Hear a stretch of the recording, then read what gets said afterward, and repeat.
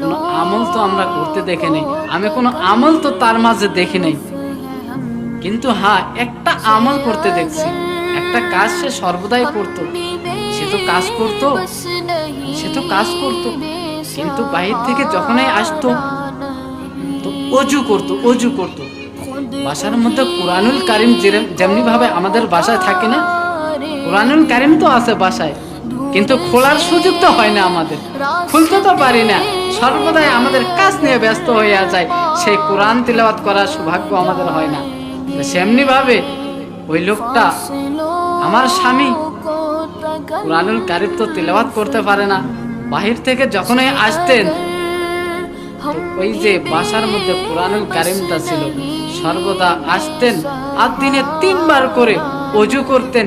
কোরআন তো তিলাওয়াত করতে পারেন না, ওই যে কোরআনুল কারিমটা আছে, ওই কোরআনটাকে বুকের মধ্যে জড়াই নিতেন আর চুমু দিতেন আর বলতেন কালামুল্লাহ কালামুল্লাহ কালামুল্লাহ। কার কালাম বলেন? আল্লাহর কালাম। সে বলতেছিল এটাই হবে তার এত বড় মর্যাদার কারণ।